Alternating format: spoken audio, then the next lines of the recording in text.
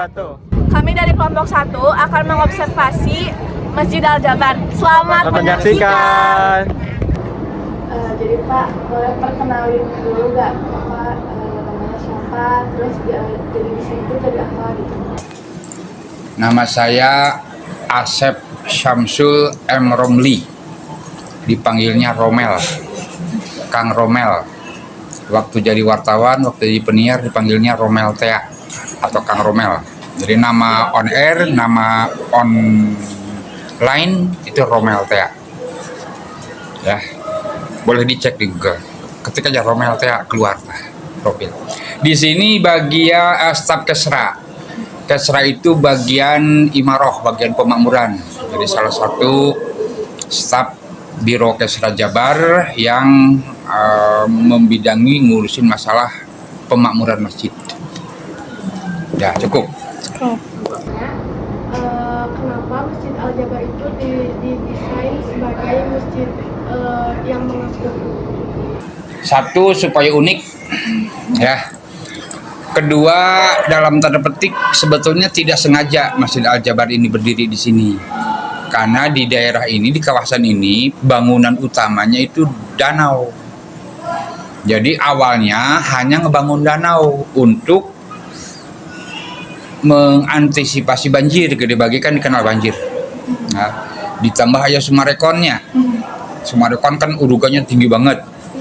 Jadi sebetulnya bangunan utama di kawasan ini yang sekarang dikenal dengan Al-Jabar itu danau. Nah, ketika itu danau pembebasan lahan hingga 25,8 hektar, jadi luas ini 25,8 hektar, hampir 26 ya. Terpikirkanlah lebar kalau cuma danau Hungkul, kira-kira gitu. Dan kebetulan Provinsi Jawa Barat belum punya masjid raya. Masjid raya itu adalah masjid tingkat provinsi. Masjid itu kan ada tingkatannya, ya, kayak sekolahan wakitunya.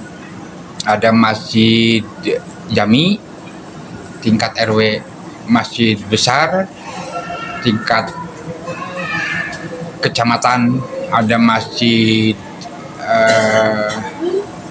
raya, tingkat provinsi, masjid nasional, tingkat negara ada Istiqlal.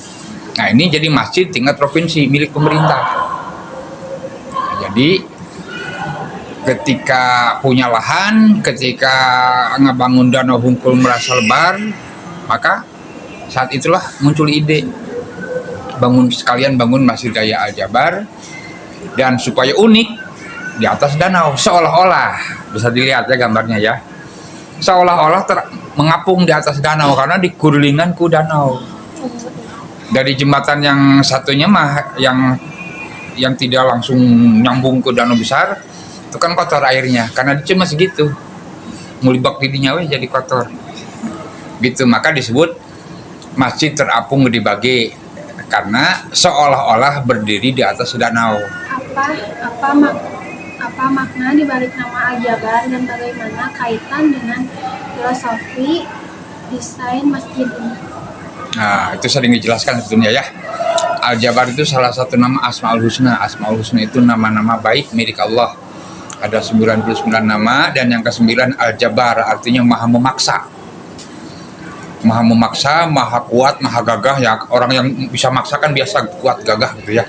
Nah, kalau ini maha memaksa, maha kuat, maha gagah. Kenapa dipilih Al-Jabar bukan Asmaul Husna yang pertama kan Ar-Rahman ya, Ar-Rahman, Ar-Rahman, Ar-Rahim. Kenapa nggak Ar-Rahman? Gitu. Kenapa nggak Ar-Rahim? Kenapa Al-Jabar? Nah, alasan kedua, karena pas aja kebetulan Jawa Barat disingkatnya Jabar. Cuma kalau Jabar Jawa Barat, nah B-nya 1. Kalau Al-Jabar B-nya 2 karena idgham bila gunnah. Jadi ada penekanan yang tidak didengungkan, belum tajwid ya. Jadi Jabar Jawa Barat, Jabbar, maha memaksa, maha kuat. Yang ketiga, ini kan rumus-rumusnya matematika ya, Al-Jabar. Oh iya. Jadi 3 alasannya. 1, Jawa Barat. 2, aritmetika. 3, udah 2 ya. Asmaul Husna ya, Asmaul Husna. Maka karena namanya Al-Jabar, temanya, filosofinya Asmaul Husna ini. Gitu, tema-temanya di Asmaul Husna. Kemudian tadi filosofi ya. Iya. Ya, jadi filosofi pendirian masjid ini, bagaimana masjid ini unik, kemudian bangunannya mencerminkan Asmaul Husna, kira-kira gitu dah. Ya kan, itu kalau dihitung 99 itu. Namun gitu teh, segitiga gitulah. Pokoknya bangunannya mengacu kepada Asmaul Husna. Karena diawali dari Al-Jabar, yang kebetulan Jabar itu Jawa Barat. Yang kebetulan juga aritmetika ya. Al-Jabar. Dan perancangnya ya memang teknisi, arsitek. Nah, jadi yang ngedesainnya Ridwan Kamil, yang masjid ini ide dua gubernur lah ya. Satu Ahmad Heriawan, dua Ridwan Kamil. Ridwan Kamil ngebantu masjid ini waktu dia wali kota Bandung yang bikin desainnya. Kebetulan Ridwan Kamil jadi gubernur, masjid ini selesai. Ridwan Kamil yang meresmikan. Ya. Terus pertanyaan selanjutnya, fasilitas apa saja yang ada di Masjid Al-Jabar? Fasilitas masjid ini ada sekitar 30. Ya, sekitar 30. Antara 30. Yang pertama tempat sholat, pasti utama ya. Nah, fasilitas kedua wudhu. Wudhu ada indoor, ada outdoor ya. Tempat wudhu, toilet udah pasti. Yang gede-gedenya ada galeri Rasulullah, namanya dulu museum. Nah, di depan tempat wudhu wanita nih, sebelahan sama kita ya. Sekarang hari Rabu bukanya Rabu sampai Minggu. Lalu ada taman, parkir. Taman juga akan dibuat indah dan ada taman tematik sebelah kiri. Taman tematik Nabi namanya. Yang di sebelum jembatan itu mana jembatan tuh? Ini ya.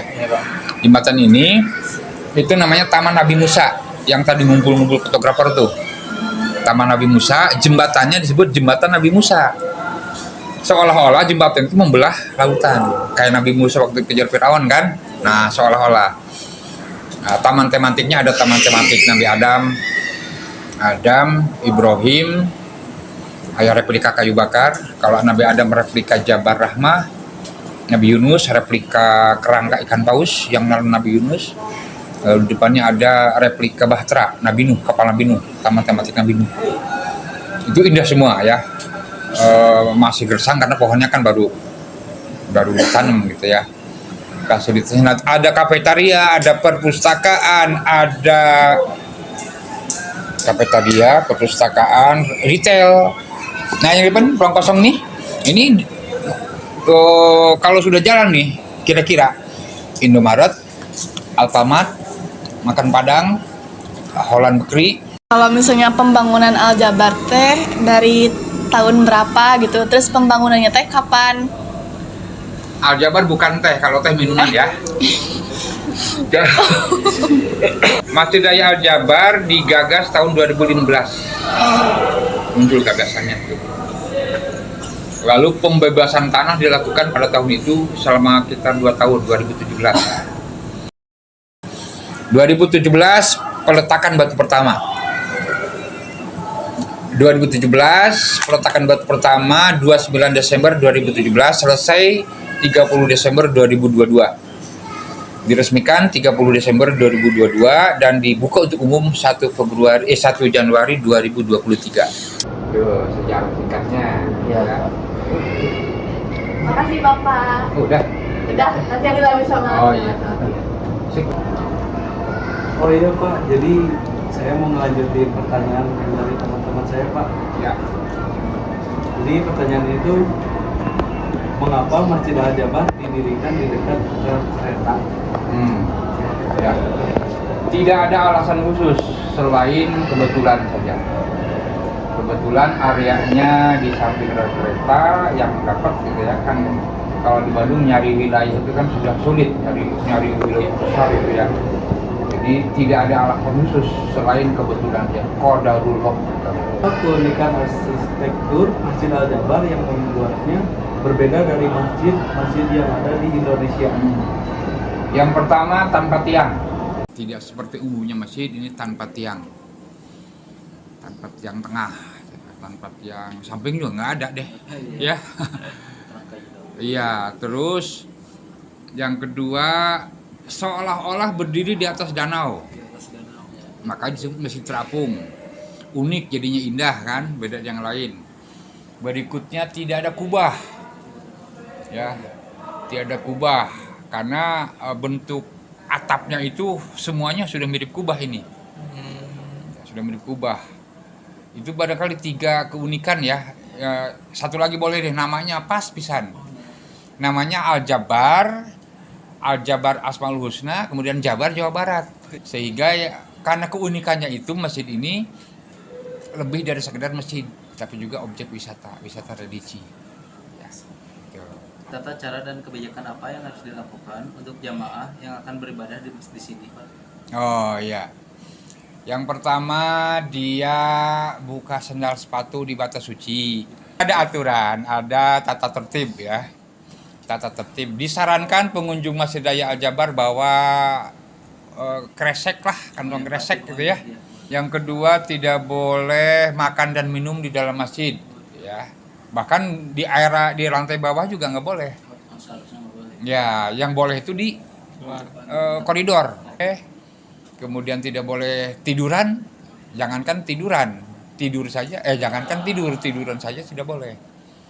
Nggak boleh tepuk tangan dalam masjid, nggak boleh bernasyid, nggak boleh bernyanyi, nggak boleh ngomong terlalu keras. Tujuan Al-Jabar dibangun di daerah sini teh apa gitu kan, terkhususnya di daerah Gede Bage ini? Tidak ada tujuan khusus terkait daerah. Secara administrasi pemerintah Provinsi Jawa Barat belum punya masjid raya. Jadi masjid itu kelurahan punya masjid kelurahan, masjid jami gitu ya. Kecamatan punya masjid besar, gitu kan. Kota kabupaten masjid agung. Nah, rata-rata kan alun-alun suka masjid agung. Nah, itu levelnya kota kabupaten. Nah, provinsi masjid raya namanya. Gitu. Jadi alasan utama karena memang belum punya masjid raya. Nah, jadi bisa dibilang sakan tenan ngabangun danau luas. Jadi unik kan hasilnya gitu. Terima kasih Bapak atas waktunya. Dadah. Terima kasih teman-teman sudah menonton video kami. Wassalamualaikum warahmatullahi wabarakatuh.